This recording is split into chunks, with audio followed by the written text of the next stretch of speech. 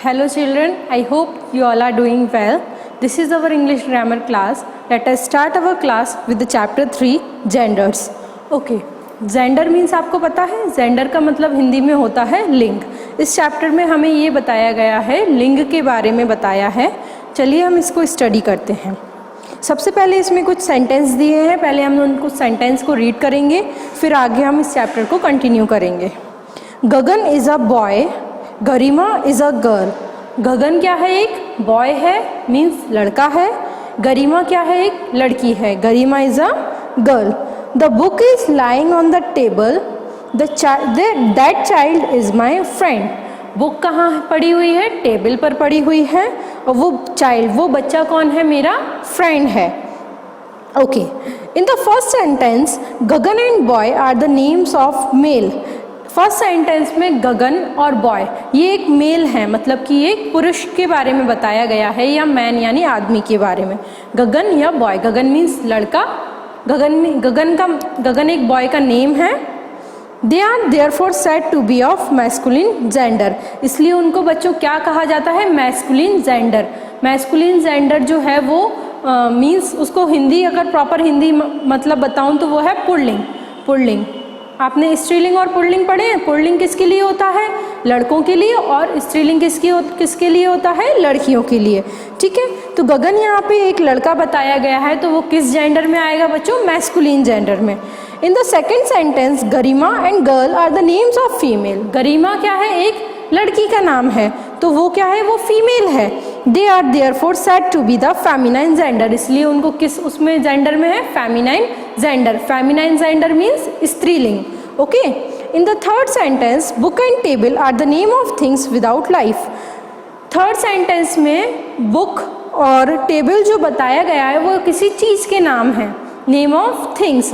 तो वो non living thing हैं जिनकी कोई भी लाइफ नहीं है, इसलिए उनको किस जेंडर में रखते हैं बच्चों? Neuter gender. एक न्यूटर जेंडर होता है, उसमें इनको रखा जाता है. न्यूटर जेंडर में वो आते हैं, मतलब कोई भी चीज़ हुई, वो पेन, पेंसिल, टेबल, चेयर, जो जिनमें लाइफ नहीं होती, जो कि नॉन लिविंग होते हैं.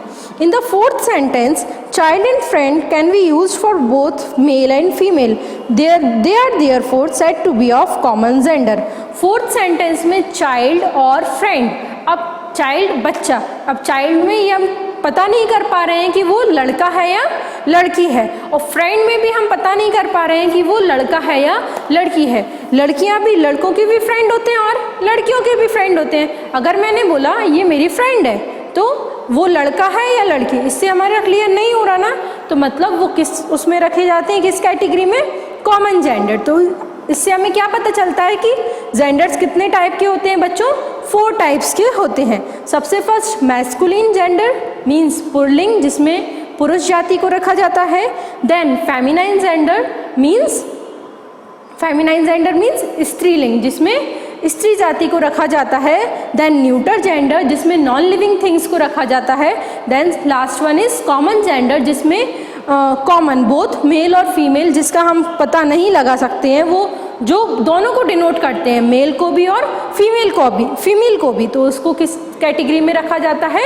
Common gender. Okay, masculine gender, a noun that denotes a male is said to be the masculine gender. वो नाउन जो किसी मेल को डिनोट कर रहे हैं, वो उनको क्या कहा जाता है? Masculine gender. Feminine gender, a noun that denotes a female, जो किसी फीमेल को डिनोट कर रहे हैं, उनको feminine gender. Neuter gender, a noun that denotes a non living thing is said to be of the neuter gender. वो noun जो किसी नॉन लिविंग थिंग को डिनोट कर रहे हैं, उन्हें न्यूटर जेंडर में रखा जाता है. Common gender, a noun that denotes both male and female, जिन्हें मेल और फीमेल दोनों को रखा जाता है, दोनों को डिनोट करते हैं जो नाउन, उनको कॉमन जेंडर में रखा जाता है. ठीक है, अब देखिए मैस्कुलिन से फेमिनाइन में कैसे वर्ड्स ट्रांसफॉर्म होते हैं. By adding ESS to the masculine word. Masculine word में ESS लगाने से भी फेमिनाइन में वो कन्वर्ट हो जाते हैं. जैसे कि फर्स्ट है लायन. लायन में हमने लगाया ESS लगाने से बोल रहे हैं ना, तो क्या हो जाएगा बच्चों? लायनेस. आपने हिंदी में भी पढ़ा होगा कि जो पुल्लिंग शब्द होते हैं उनको स्त्रीलिंग में करने के लिए या तो कुछ मात्रा वगैरह लगा देते हैं जिसके कारण वो स्त्रीलिंग में परिवर्तित हो जाते हैं। ऐसे ही हम ये मैस्कुलिन जेंडर को फेमिनाइन जेंडर में कन्वर्ट करने के लिए कुछ हम सफिक्स ऐड कर देंगे जिसके कारण वो चेंज हो जाएंगे। यहाँ पे बता रहे हैं कि ESS लगाने से भी चेंजेस आ जाते हैं। देखिए लायन में ESS लगाया तो लाइनस हो गया, देन पोएट में लगाएंगे तो पोएटेस हो जाएगा, POETESS। पोएट मीन्स कवि, पोएटिस मीन्स कवित्री, ठीक है। ऑथर में ESS लगा देंगे तो ऑथरेस। ऑथर मीन्स लेखक एंड ऑथरेस मीन्स लेखिका। Okay, by adding one word to the common gender. Then फिर एक और तरीका है कि हम कोई भी वर्ड लगा के भी कॉमन जेंडर बना सकते हैं। कॉमन जेंडर में वर्ड लगा के हम चेंज कर सकते हैं, ठीक है। देखिए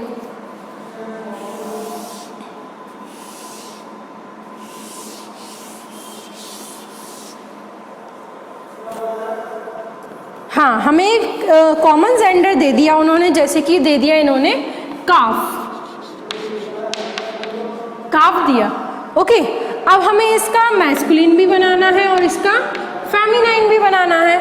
अभी तो हमें मैस्कुलिन दिया था तो हम उसे फेमिनाइन में कन्वर्ट कर रहे थे, बट इन्होंने बोला है कि आप किसी भी कॉमन जेंडर में वर्ड लगा के भी मैस्कुलिन और फेमिनाइन बना सकते हो। तो काफ का कैसे होगा?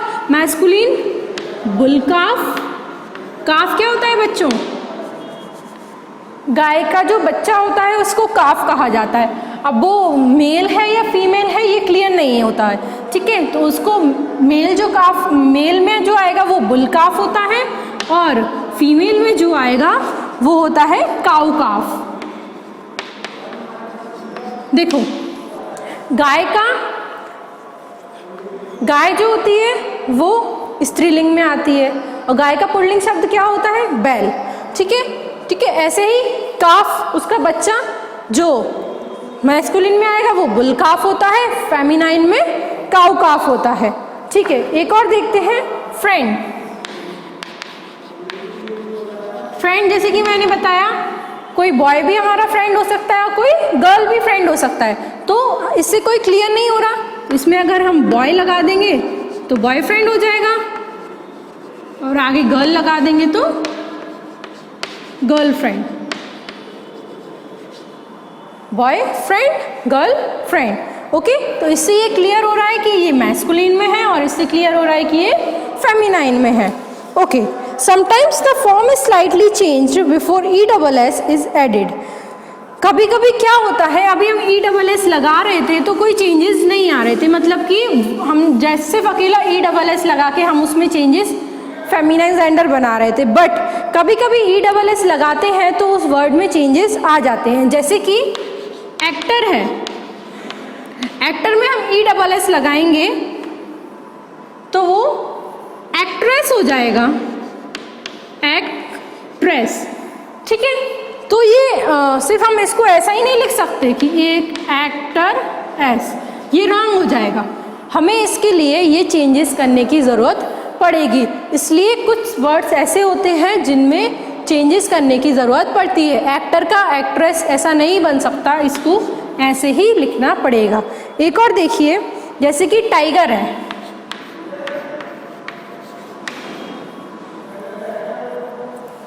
Yes tiger. तो टाइगर का बनाने के लिए हमें क्या लिखना पड़ेगा बच्चों? हम ऐसा नहीं लिख सकते टाइगर एस, नहीं, हम लिखेंगे टाइग्रेस, TIGRESS, ओके। गॉड है, गॉड मीन्स भगवान, फिर इसका बनाने के लिए हम क्या करेंगे? गॉडेस। तो हम GODESS नहीं, ये गलत है, इसका बनेगा GODDESS, गॉडेस मीन्स देवी, ओके। लास्ट है by using an entirely different word. और ऐसा भी होता है कि कभी कभी जो मैस्कुलिन वर्ड होते हैं वो बिल्कुल अलग होते हैं और फेमिनाइन वर्ड उसके बिल्कुल अलग होते हैं। जैसे बॉय का गर्ल, ब्रदर का सिस्टर, डॉग का बिच, हस्बैंड का वाइफ, नेफ्यू का नीस। ठीक है, तो बच्चों ये टेबल दी हुई है यहाँ सभी की, इसको आप अभी मैं जो पढ़ा रही हूँ इसको आप पढ़िएगा। ठीक है, और जब आप इसको पढ़ेंगे तो आपको क्लियर हो जाएगा कैसे मैस्कुलिन में फेमिनाइन में कन्वर्ट करते हैं। ओके, इसकी एक्सरसाइज मैं फिल करके आपको सेंड करूँगी, तो आप प्लीज़ अपनी बुक में उसको फिल कीजिएगा और आपको जो भी डाउट हो वो मुझसे पूछ लीजिएगा। Thank you so much students.